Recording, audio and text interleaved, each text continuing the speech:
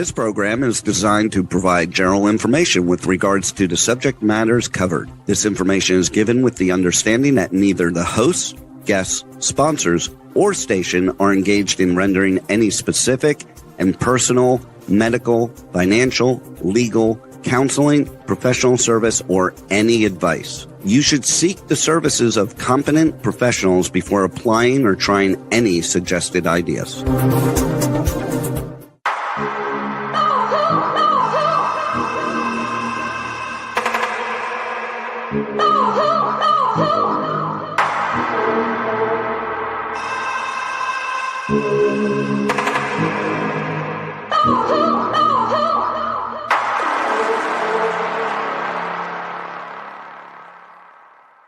Good morning, truth seekers and true crime junkies. Welcome back to another episode of Hit the Road, Jack, Finding the Zodiac. I'd like to welcome to the show today Harriet Suchet. Morning.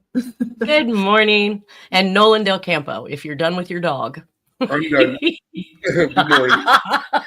Good morning. Oh, here we go. Stepping back into the Zodiac. I'm so happy to be back after that wrongful conviction case. I'm still waiting on some final answers that we'll do some follow-up at some point in time once those come in. But I'm going to hit right back into the YouTube comments by Miss Vanorak. We started with her last week talking about all the live long day as part of the lyrics of a creepy, stalky song called The Eyes of Texas, which is another Texas relation. I think that Harriet and I, we have studied these communications for so long, and there are many barrels of fun. There's fiddle fart around. There's, can you think of any more of those key phrases that are, one of them was, I think, fiddle fart around was actually originated in Lubbock, Texas, and that's where Jack was born. Yeah. For that reason, yeah. I had a relative who said that too all the time. And they were from the South. They were born in Texas. That's right. Never mind. And what did you say, Nolan? Your ass is a dragon. Your ass. You think that's a Texas reference? It's kind of a southwestern type of, Yeah, with the drawl. With the drawl. Your ass is a dragon. Okay. Yeah, and I tattooed that on my leg. Your ass is a dragon. Anyways, Miss Vanorak actually went out of her way in the 2 weeks we were off for the wrongful conviction of Peter Wilson, and had sent me several messages.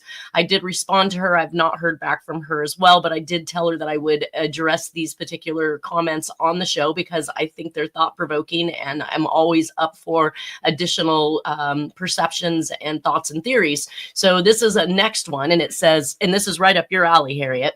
It says, I think the ciphers begin with Black Dahlia, or she was mutilated in such a way as to convey the message that there were ciphers. The cut on her tummy from belly button down to the pubic bone was how cesarean sections were done in those days usually. The horizontal cut used nowadays only came into common use with the advent of bikinis and women wanting their scar hidden on the beach. A Caesar solve is a type of cipher, and I've tried some with the key line being the murder or abduction location and have got some pretty interesting results. I've found consistent references to the film industry, and from there further visual clues and hints about who in the industry is into sadism. It's rife then as now. Also possibly back at the source is the 1931 German film called M, about a serial killer of little girls, produced by another Roman emperor, Nero Films. So many fled Germany at the start of World War II and came to America or UK. Now, Harriet, I thought you were going to have all kinds of stuff to say about this. Yeah, that's actually going to... Hold on, Harriet, hold on one second. Go ahead, Nolan. I think M is directed by Fritz Lang, a famous German film director. Gotcha. I have no idea what she's talking about, and I couldn't even begin to Google just M to figure that out. But go ahead, Harriet. Well, what I was going to say, this is actually segueing in a weird way into how the evidence tells the story, and this person is pretty much right. That's where I started cutting my teeth, literally on the cipher stuff. was how Elizabeth Short was, her feet were pointing to the north, I remember right. Her hands were pointing a certain way. Yes, there was a cut on the belly alluding to a cesarean. I got a solve that says that George Hodel had given her a cesarean and took the baby out a few days prior. Anyways, so this is it. This is the evidence is telling a story, and it is in code. So let me get this straight. It obviously she wasn't known to be pregnant, so she would have been in early stages if she was. And what would their purpose? Because back in the 1940s, it's not like they had DNA and could have tested the fetus. My thought is nowadays that you would take that fetus because you didn't want it to tie back to maybe some corrupt official that got her pregnant and then had her killed because she didn't want it being outed. But back in the 1940s, it's not like you had that type of DNA resource to be able to determine who that baby belonged to, right?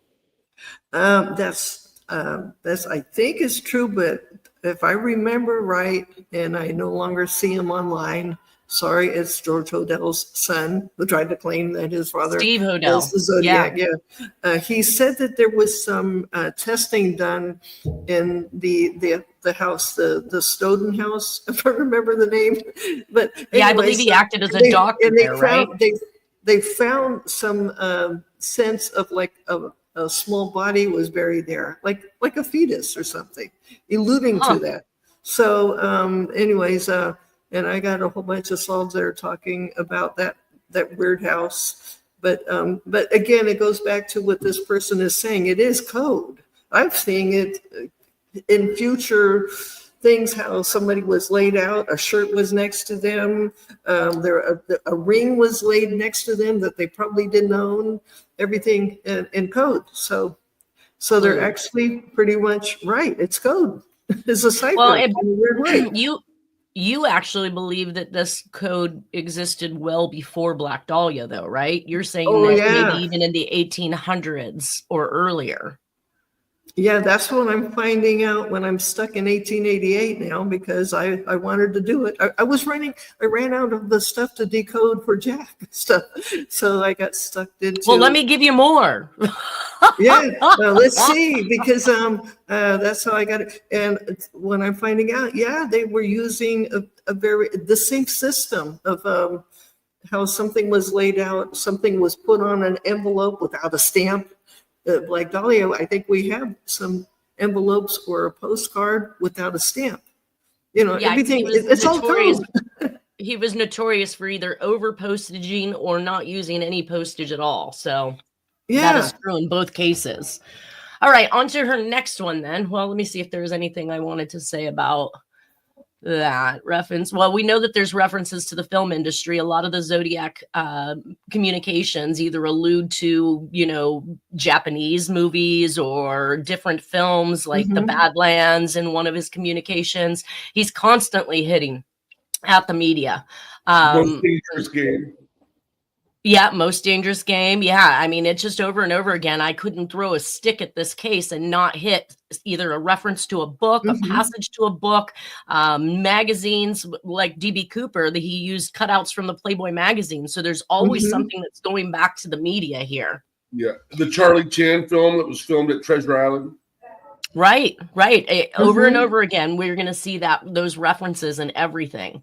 Her next comment is, I think the arrows on the Grimes sister shed writing is the outline of a constellation. Let me correct that for the listeners, is that it wasn't on the shed. It was on a 2x4 that was found on a shed at or near a park area nearby. I mean, at least within probably a mile or so of where the girls were killed. And this was, again, 2 girls that were abducted. They were on their way, I believe, to an Elvis Presley event. I want to say they kind of basically ran away. They were supposed to go to the movies, but then they left town to head to this event and were kidnapped and then ultimately killed. And this 2x4 that was found in a shed nearby had some markings on it, which included arrows. Now, I heavily talk about the arrows that are being used in the Zodiac communications because there was always an arrow drawing somewhere. And this goes all the way back to Black Dahlia. We saw when he said that Armando Robles, I don't know if I'm saying his name correct. I know it's Armando, but he had knocked him out, basically stole his wallet, and then had photocopied his picture, and he wrote next, and I saw my very first arrow in these particular communications. So it goes back pretty far with the arrows. So she says she thinks that the writing is the outline of a constellation. Sorry, how do I mute me? I'm not sure. Does she have an idea what constellation it would be? No, but everybody wants to draw often in NASA stuff. Orion is big with NASA. It's gone. Well, and I should have kind of pulled out the actual image that she's talking about to show the 2x4. I have no clue how she's acclimated this to any type of a constellation, because it's written, there are words like please and stop or something like that, me, and then these arrows are drawn, but they're on a 2x4 that's elongated. So I don't know how that makes a constellation at all in her mind. I did ask her to share this stuff with me, to email me, to, let's talk about whatever your thoughts and theories and your solves are, and I'd be willing to have you on the show, but I never heard back from her. So I'm at a loss as to how to answer what her perception is. I just know that when I look at those arrows on that 2x4, to me, they don't represent a constellation based on where they're placed on the board. She says, hence it being at various angles, depending on the time of year and global viewpoint. And I think everybody wants to tie this back to the Zodiac the Zodiac system in constellation terms, or horoscope terms, but I don't really see that being the vice. We've discussed before that Jack was a rancher. He was born on a farm, that he knew the Farmer's Almanac, which is all your solstices, when winter's coming, when it's safe to plant, all of these different time frames that also revolve around this constellation idea. It says, let's see, hence it being at various angles depending on the time of year and global viewpoint. Lots of constellations have gone out of common usage. They use the B on me, which is a constellation above Aries, and I was born under the sign of Aries. Balance on the drawings with the Jenny Lynn Pookie letter are also a heart-shaped constellation on that angle, the constellation of Dorado. I don't really know my constellations to be able to speak about this, but I feel like the Pookie letter, do you know anything about that communication? I'm going to have to look that up, but there's your next one. Constellation of Dorado. Okay, I think I've seen something many, many years ago. Okay, Jack, when he was born, the time he was born, in that part of Texas, these constellations were going over him. It's almost as if in code, it's trying to say, I'm this guy who was born under these constellations. I'm trying to remember what that was, but, and then you had Dorado. Dorado is a place in Colorado, I think. So he's got some big Colorado connections. We know that.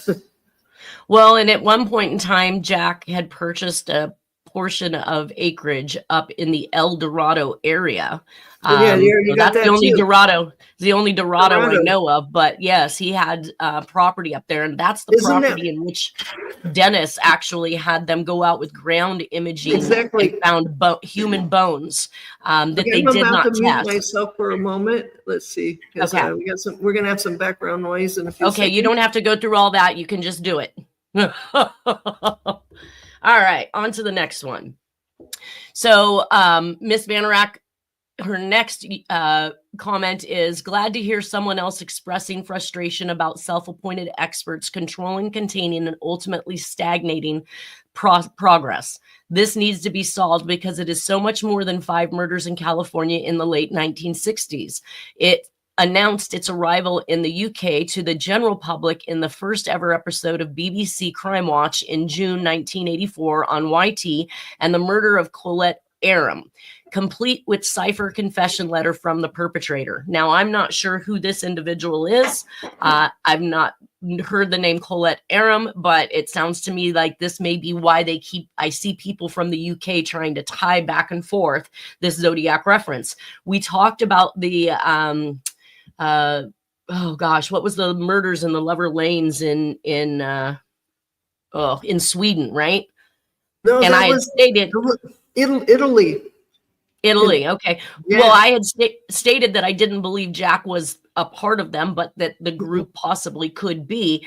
Now you're starting to see where they are putting together things that are happening in the UK and coinciding that with Zodiac mischief, basically. So it is likely that this group is all around the world, and I would suspect so.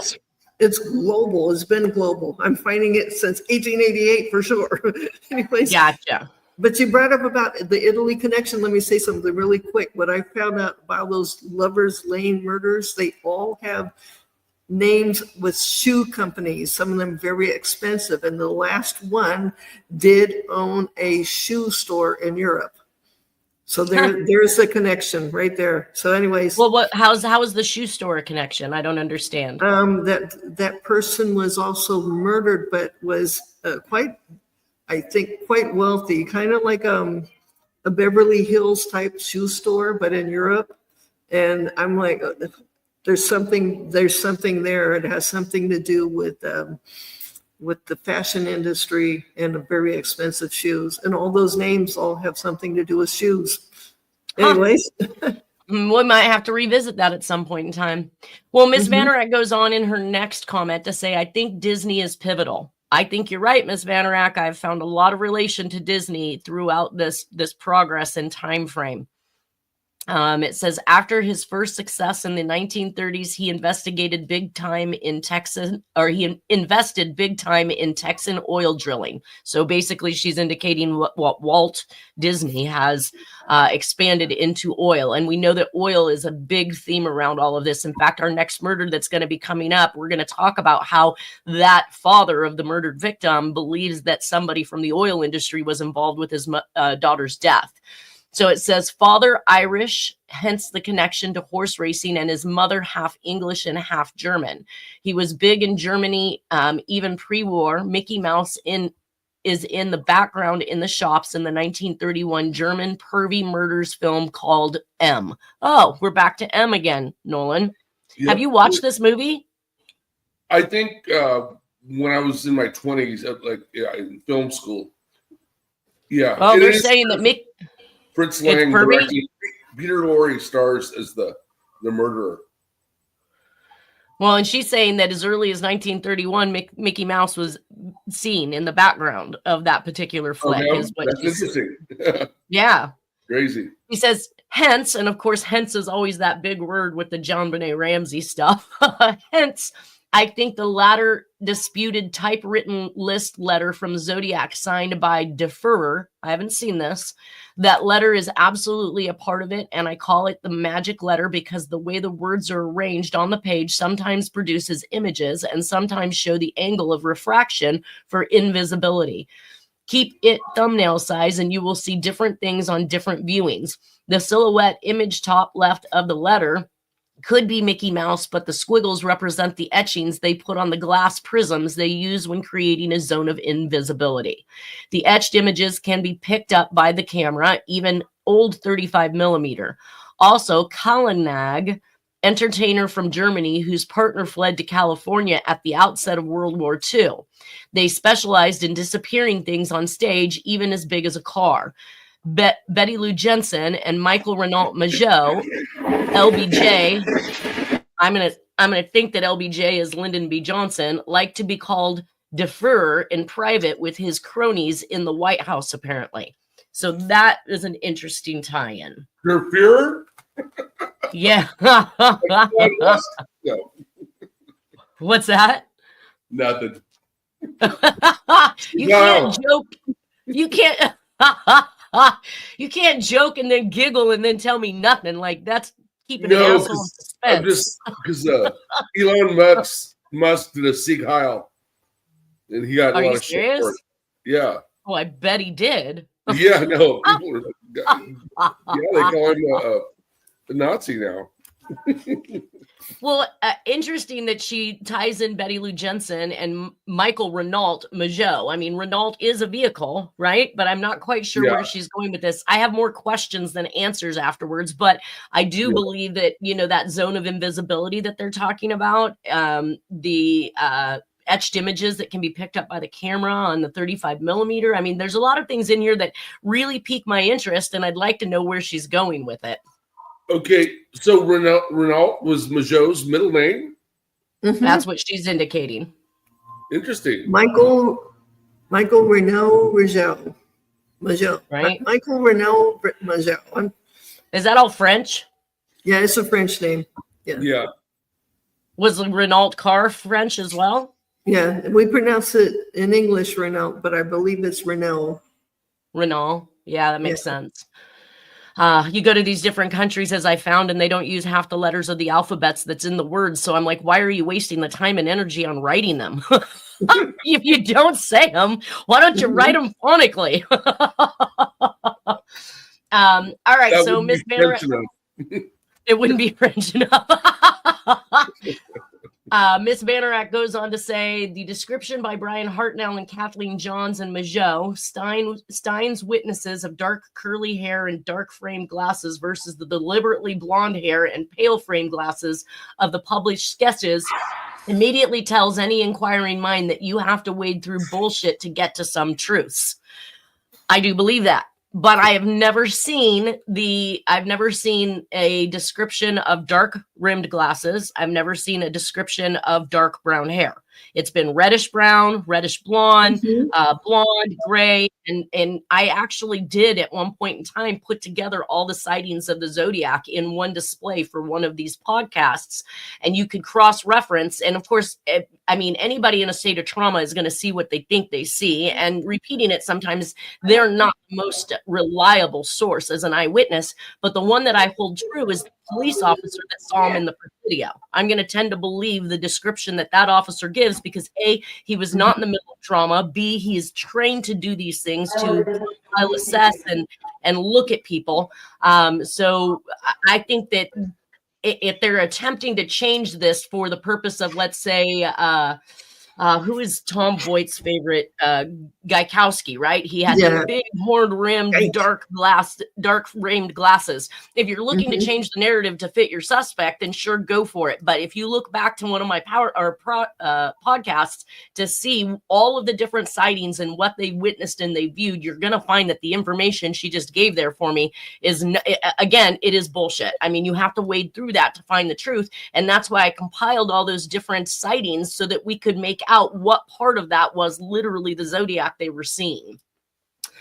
CD446 says, I love all the authors, Zodiac Unmasked, The True Identity of the Zodiac, Zodiac Solved, etc. If any of those titles were true, the FBI would have closed the case and signed off on their suspect. This hasn't happened. I personally appreciate her for saying that because that's what we get year after year. I get phone calls from friends, and even Nanette, did you see the new Zodiac that they've got out? And they start out with some headline like Zodiac identified, right? And they blast this all across the world, as they've done in many different cases, like Deborah Perez and her faulty suspect. But and then when they recant it, and there's something by the FBI saying, no, this is not closed. No, this is not the person. It's this little tiny blurb that actually gets out there to retract that particular press release, and it doesn't go but barely right out of our area. So it doesn't go around the world to say no. And this leads everybody to believe at one time or another that there's a whole new suspect and they've solved the case when they haven't. If they had, the FBI would close it. They just need this true crime to keep going. It's a moneymaker. Yes, it is. The more movies. Can I say one thing about the description of the curly hair, etc.? Oh yeah. I believe that's the one where there's the unnamed witnesses at Lake Berryessa that had the picture of the person with darker hair, a little bit curly, scraggly looking. That Dennis had said that that's his stepbrother, Denny. They didn't portray that image. They didn't portray that image with curly hair. Dark, yes. Slicked back, yes. But they didn't portray or state curly. All I know is that's the person that I saw when I was 10 or 11-ish. And then when I found out, that's why I said I got to support Dennis. That's the person I saw. What year would you be 10 or 11?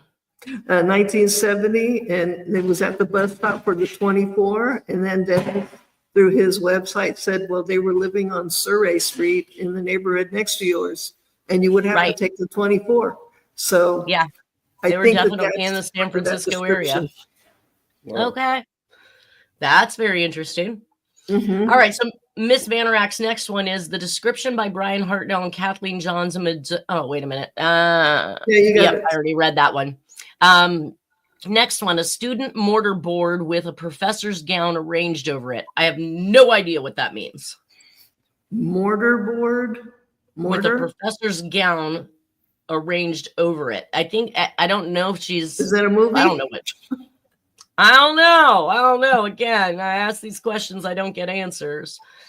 Ezra Cuba said the laughing frenzy reminds me of Dennis's photo of Jack where he labels it becoming Zodiac. Jack seems to have gotten some sort of euphoria while killing. The picture he's talking about is the picture of Jack doing some... Yeah, he looks like the image off of the Halloween card that, arms splayed out, and he has just gone to the neighbor's house and killed the neighbor's dogs, and he comes back and he looks like he is literally just on fire. His eyes are wide, like he's probably on methamphetamines or something like that, because he was known to have sold, and dealt with methamphetamines during that time. He was probably high as a kite, and he was euphoric over having killed those dogs. Wow. All right. Right. Bloodlust. Pretty much. And I guess, if that's how you have to get it, because you're not capable of running out and killing any person at that point in time, you're going to get it wherever you can. And we have lots of instances of Jack killing family pets and obviously neighbors' pets and things like that. So he just killed. He just killed to kill. Miss Vanerack, 1950s Army Code, ? I found the Aries symbol being used as a capital T in the military forms for Mary Jane Van Glider during the war years. She was applying for civilian work at a military base. Mysterious WV channel, a cluster of crimes in that area and another in Cleveland, Ohio, and something about an airstrip, which I think is about David Ferry and the JFK assassination. Does anybody know what she's talking about? Okay, what was that again? There was an airstrip. Yeah, sort of.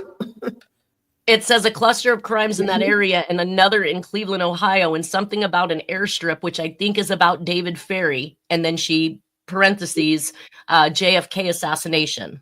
Right. Ferry was involved in the JFK assassination, and he was a pilot. And actually, Lee Harvey Oswald, as a teenager, trained under David Ferry.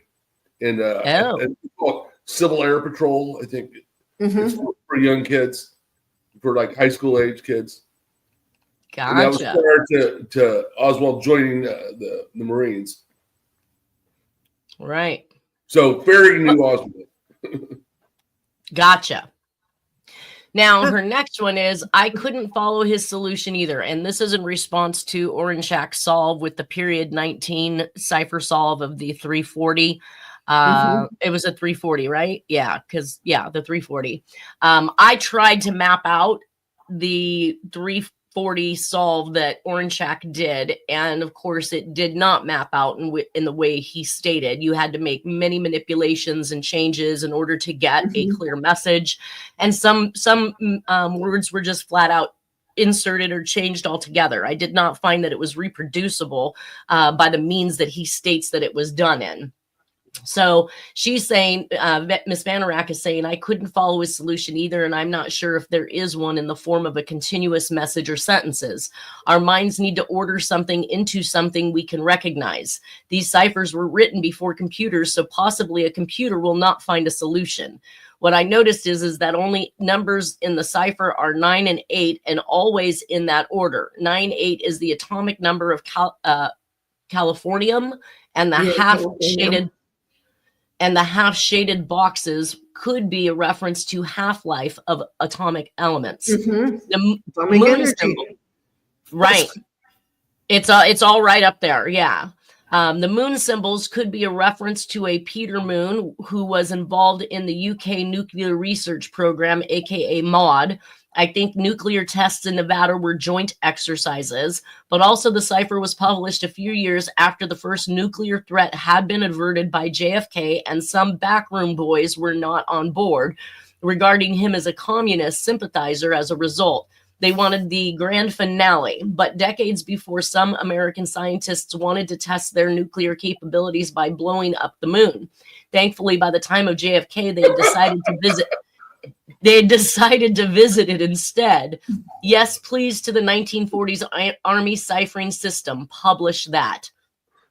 I don't know anything about the 1940s Army ciphering system. Do you? Is that the period 19 that Orange Jack talks about? Yeah.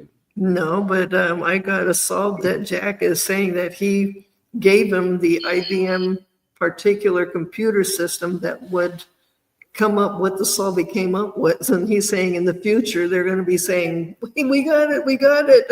That three guys he predicted it.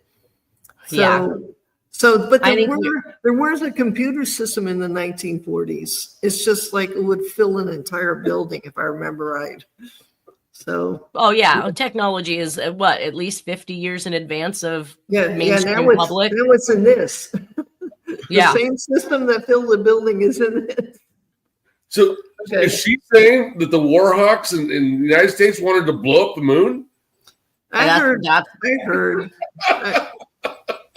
Because if I remember the joking story, it was because they didn't want the Russians to get there first. So just blow it up. Nobody will get there. I'm going to take my moon and go home. No, why don't you shrink it like Groot? That was definitely coming out of a ball player's mouth. I'm going to take my ball and go home. Yeah, we can't have the moon, neither can you. Come on. Well, maybe like that last people that were making things disappear, all they did was merely make it look like it disappeared. Mm-hmm. Somebody, Glenn Collins 7670 writes, you lost me in the beginning. What cipher recently got solved? Not referring to the 340, are you? I already know about that one. I don't understand. I don't know why I even put that one in here. I must have thought that was Van Iraq and I just kept on going. Anyways, back to more of Van Iraq. She said, Crime and Punishment book. Student drops out but can't admit to his family back home. Pawns his valuables, and when that runs out, he kills the pawnbroker and takes her loot. The Leopold and Loeb, which could have been inspired by the book, he shadows the police investigation, offers his help, and talks of little else, which pretty soon draws attention to himself. Found guilty, long stint in Siberia breaking stones in a quarry. I think that's it, although I did read The Idiot by the same author many years ago. Both titles fit. So what was the other title? I think the author is Dostoevsky. For Crime and Punishment? Yeah. I don't know what the other book is, but yeah. Yeah, I'm not sure either, but I remember you talking about the Crime and Punishment and whatever that name was. Dostoevsky. Miss Van Iraq goes on to say the Shakespeare quote could be a reference to code breaker Elizabeth Friedman Smith, who broke the codes in the smuggler's shipping during Prohibition and stood in court in front of the mob. Are you familiar with any of that, Harriet? No, but I know, well, bringing up about Shakespeare, and the code system seems to go right back there. And I'm seeing stuff alluding to what is coming out of the England area.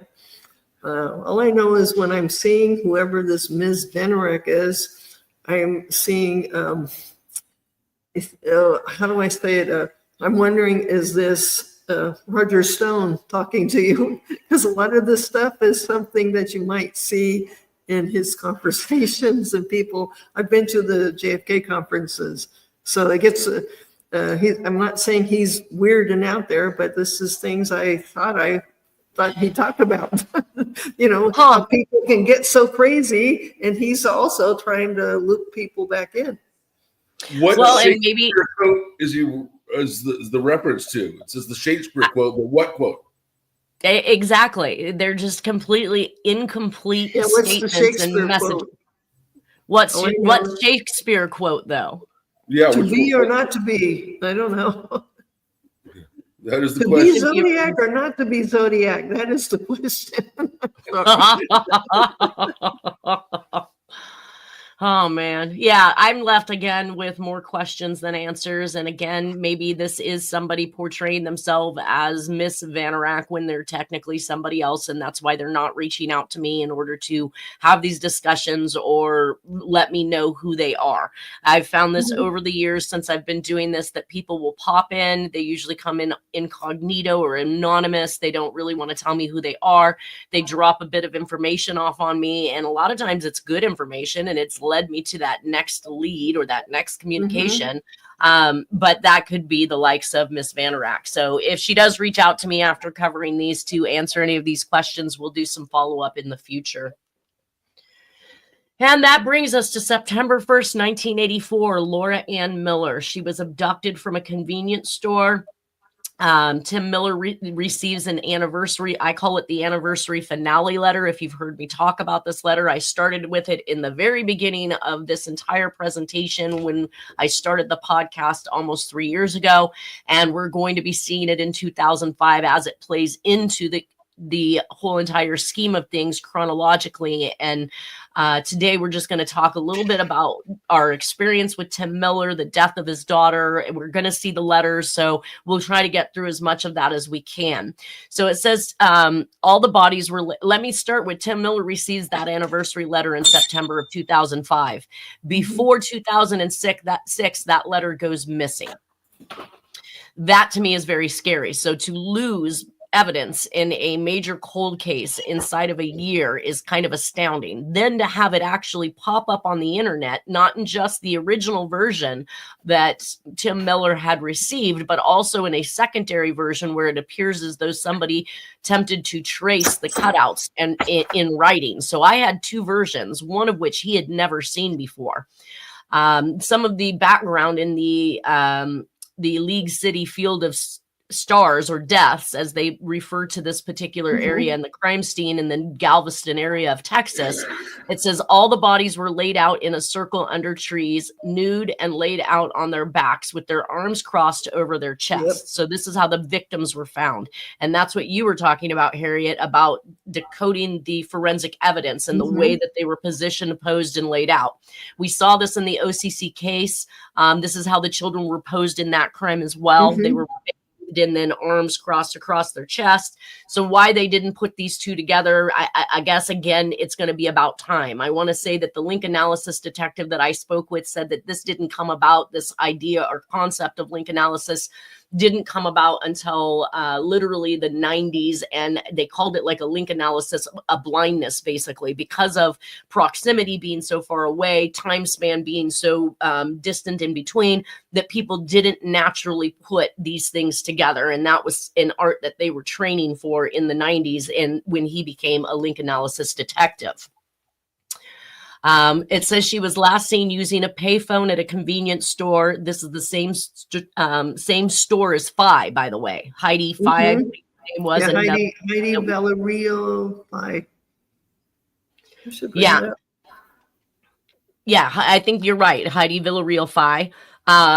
Either way, some of the sightings of the individuals that were, stopping to help people on the road, they stated that they were dressed almost as if they were officers or a security guard. So they were obviously in whatever type of clothing that or suits like a security guard would wear. And we know that during this time frame, Jack was actively acting as a security guard, in fact, for Hewlett Packard. So him having access.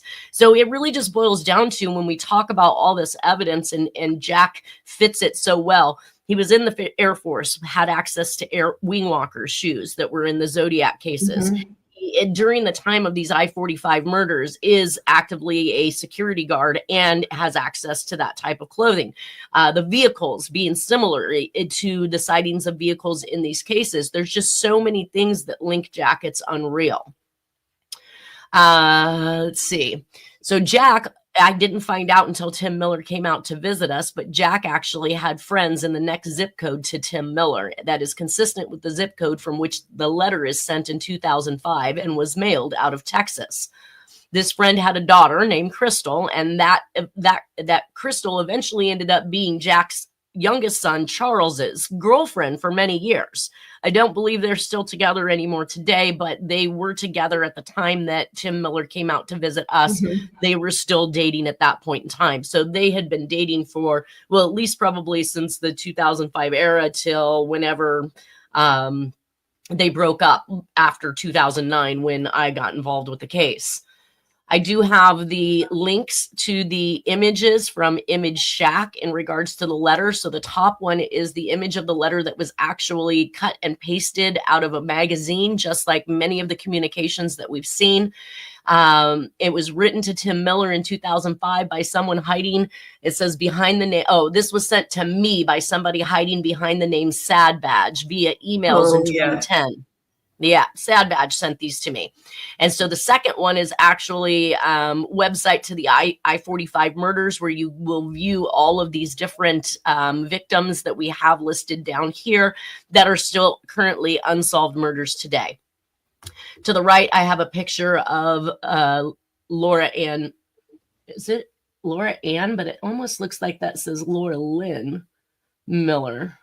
Maybe it does say Ann. Laura Ann Miller. Anyways. It's more like Lynn to me, but Yeah, Laura Lynn. But even the date says 1986. Do I have her in the wrong context? No, that's when they found her remains in 1986. Oh, gotcha. So okay. She's September 10th, 1984, when she was gone.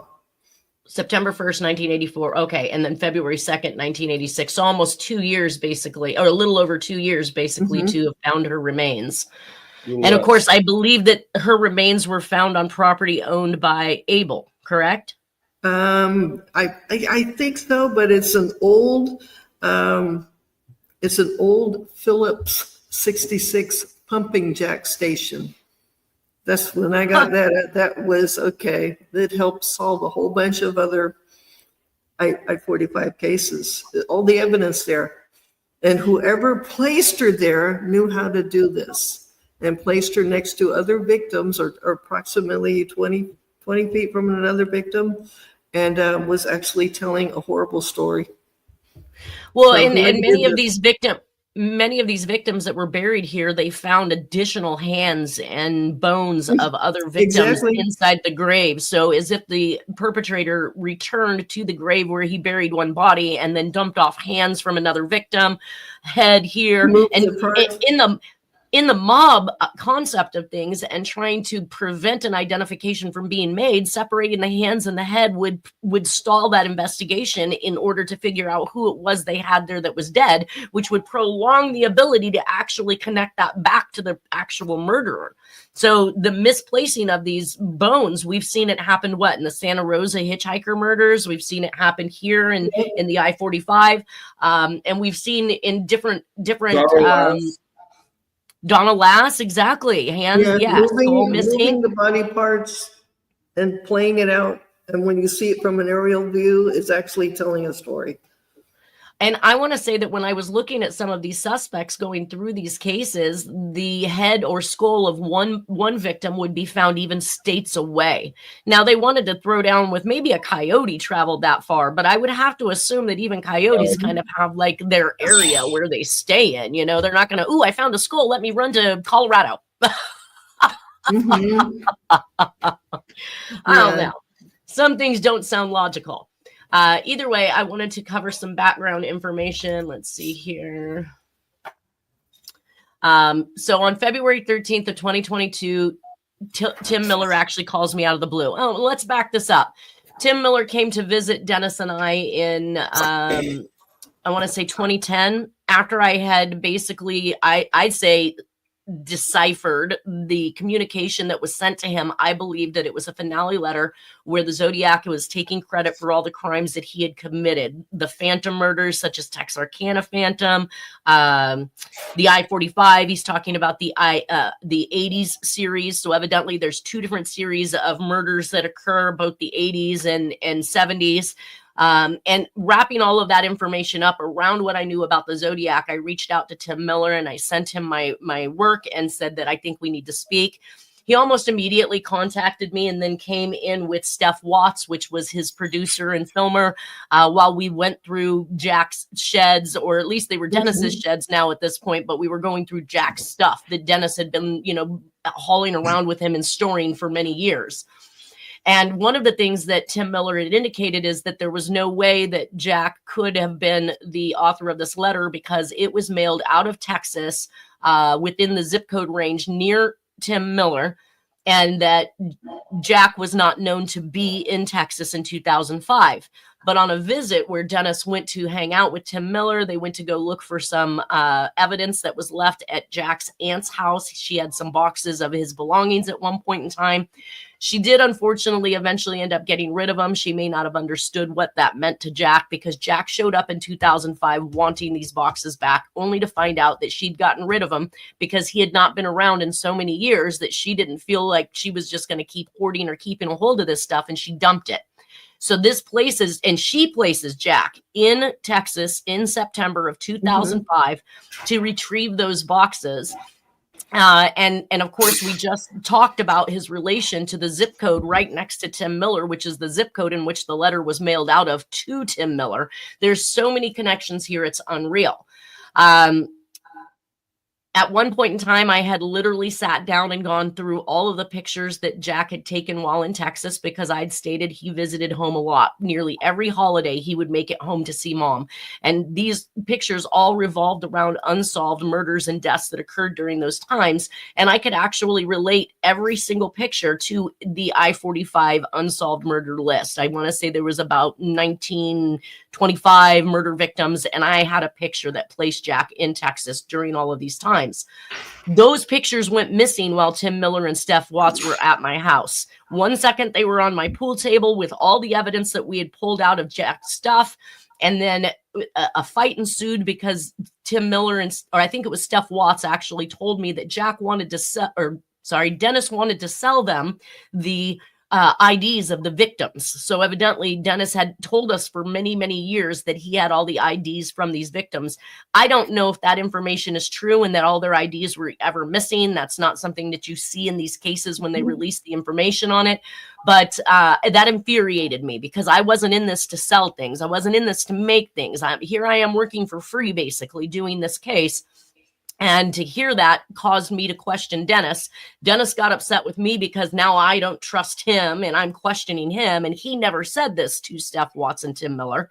I don't know if that I'll ever figure out the truth of this matter. Either way, when that fight ensued, we both separated out of that room, leaving all the evidence on that table. When we came back in to go over it, those pictures were gone. I was no longer able to establish a pattern of Jack being in Texas without them. And I did not have them scanned into my system at that point in time. I think that's probably what preempted me at that point to start scanning every single piece of evidence that Dennis brought me that belonged to Jack. And I would have him bring me tubs of Jack's paperwork, which is how I walked through Jack's life in this presentation. Either way, I was very, very sound on the fact that this is the Zodiac. And then I guess Tim Miller had his own suspect, this gentleman over here to the right, Clyde Hedrick. He believes was involved with the oil industry and what they referred to as super fudge. In his letter, he believed meant or tied back to barrels or oil drums of sludge that was pulled and categorized, kind of like the anthrax strains at Arizona University. That way they could tell if somebody else piped into somebody's rights and started pulling the stuff, the oil from underground. They could cross compare that with those barrels to see whether or not that person had the rights to that particular oil. And he believed this Clyde Hedrick, but you can see this guy up here. He's got no teeth. He doesn't look like he's well-to-do at all. He's so dumb. Okay, what I got, it has to do with Robert Abel and very intelligent people. This guy is so dumb, he doesn't even know where the moon is in the sky. His mind is just not there.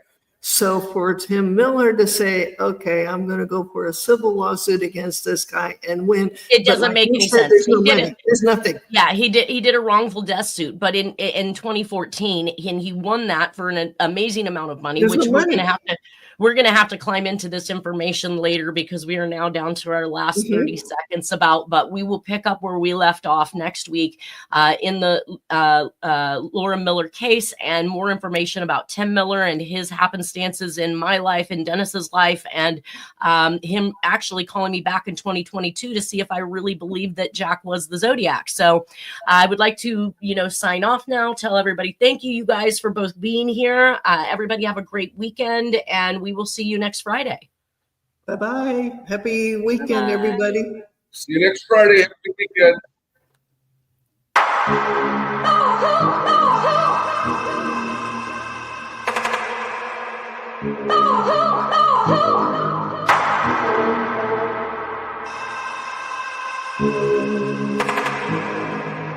Oh,